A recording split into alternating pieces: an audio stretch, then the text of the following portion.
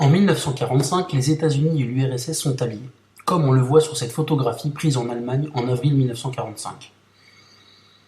On voit à gauche un soldat américain et à droite un soldat soviétique. Les deux soldats se serrent la main.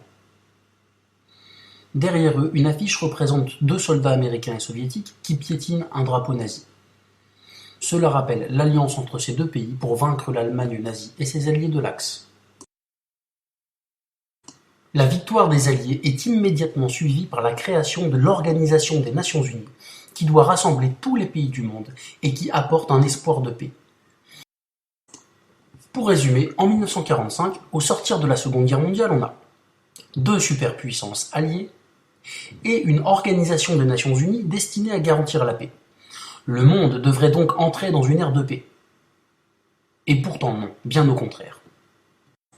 La carte de l'Europe en 1945 montre clairement que l'Europe est divisée en deux. À l'ouest, les pays libérés par l'armée américaine. À l'est, les pays libérés par l'armée soviétique et qui restent occupés. Très rapidement, l'URSS, encore dirigée par Staline, installe des dictateurs communistes dans tous les pays d'Europe de l'Est que son armée occupe. Immédiatement, les États-Unis et l'URSS, désormais rivaux, se lancent dans une intense guerre de propagande. Les États-Unis dénoncent aussi le manque de liberté en URSS.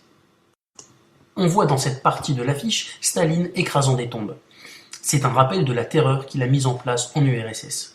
Les tombes sont celles des opposants politiques exécutés sur ses ordres. Dans cette autre partie de l'affiche, on voit un autre aspect de la terreur stalinienne, les opposants envoyés dans les camps de travail, le goulag, en Sibérie. Enfin, la posture du soldat soviétique au premier plan, ainsi que la présence de canons et d'avions à l'arrière-plan, montrent que selon les États-Unis, l'URSS est un pays agressif et dangereux. L'URSS répond à ces attaques en dénonçant la fausse liberté des États-Unis. Sur cette affiche, on voit la statue de la liberté avec un cadenas sur la bouche, sur lequel on voit le symbole du dollar. La statue de la liberté est aussi sur le point d'être arrêtée et matraquée par un policier. Cela signifie que la liberté si vantée par les États-Unis est détruite par le pouvoir de l'argent et de l'État.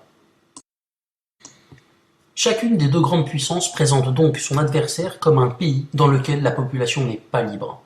Chacune des deux prétend représenter la véritable liberté, et donc là encore être un modèle à suivre pour le reste du monde. Sur cette affiche, on voit Staline qui danse en lançant des couteaux. Des couteaux sont déjà plantés dans les pays d'Europe de l'Est, ce qui rappelle que Staline a installé des dictatures communistes dans ces pays. On voit que la France est sa prochaine cible. Les États-Unis montrent ici l'URSS comme un pays qui veut dominer et envahir toute l'Europe, et en fait, le monde entier. L'URSS répond en montrant que les États-Unis ont installé des bases militaires partout dans le monde, et que ces bases, sur lesquelles il y a en permanence des soldats américains, encerclent et menacent l'URSS. L'URSS retourne donc contre les États-Unis l'accusation de vouloir dominer le monde.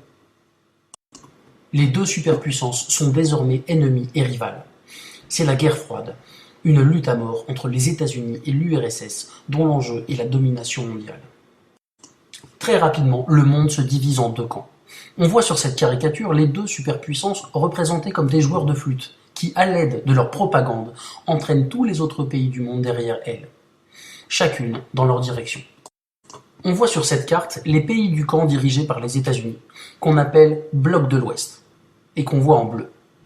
Il s'agit de l'Amérique, de l'Europe de l'Ouest, du Japon, de la Corée du Sud et du Vietnam du Sud. On voit en rouge les pays du camp soviétique, que l'on appelle bloc de l'Est, URSS, Chine, Cuba, Corée du Nord et Vietnam du Nord. Mais au fait, pourquoi parle-t-on de guerre froide? Parce qu'il n'y a pas d'affrontement direct entre les États-Unis et l'URSS. En effet, les deux superpuissances possèdent de très nombreux missiles nucléaires.